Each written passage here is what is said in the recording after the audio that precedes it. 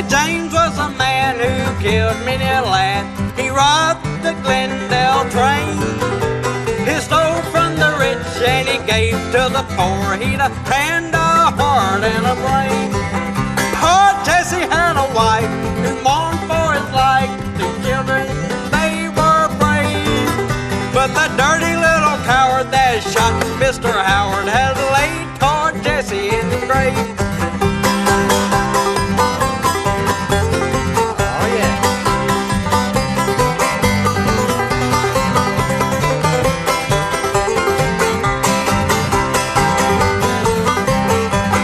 Jesse James had a wife who mourned for his life. 3 children, they were brave. But the dirty little coward that shot Mr. Howard has laid poor Jesse in his grave. Yeah.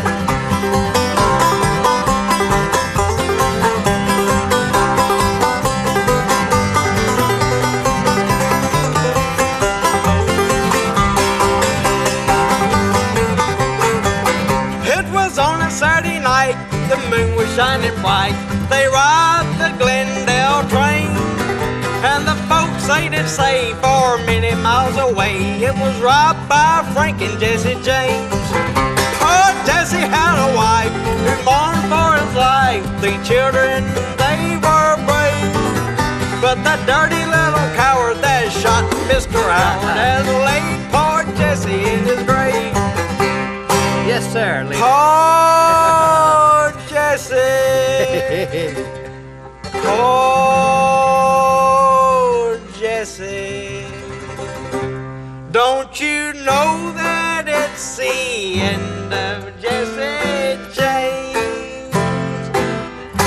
All right, Thought brother. you might like it. I love that. I love that.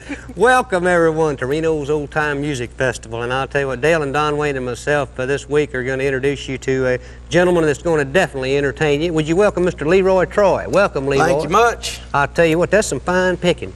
I want to talk to you a little bit, Leroy, about the claw hammer picking. Is that what you call that? Yeah, I call it claw hammer or knocking the banjo or frailing. Yes, sir. Drop thumb, several names for it. Yes, sir. Well, not many people do this. In fact, where'd you learn your technique from? I learned to play this old-time style banjo from a man who lives in Defeated Creek, Tennessee. Yes, sir. His name's Cordell Kemp, and he's up about 85 right now.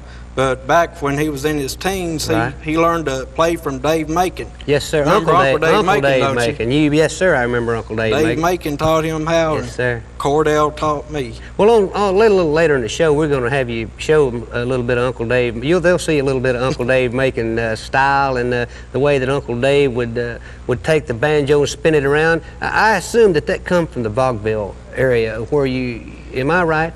Yeah, I heard that he learned it from the traveling vaudeville shows and the medicine shows and stuff. medicine shows. It was handed down. It's a style that's been played since the 1830s or 40s when the minstrel style music. Well, how did you get interested in this, Leroy? Well, just by chance, I reckon. Yeah. I brought a record home from the library one day, and it was a Grand Ole Opry record, and one of the performers on it was Dave Macon. And my grandmother heard it. She said, Dave Macon. She remembered him. Oh yeah, she said that he was the best entertainer around. Oh yeah. Well, now wasn't he on the Grand Ole Opry for many years? Yeah, he was on it. Well, he didn't start performing, at the Opry, professionally right. until he was about 50 years old. Is that right? And he was on the Opry. He was on it up till about age 81. Of course, he died at age 81.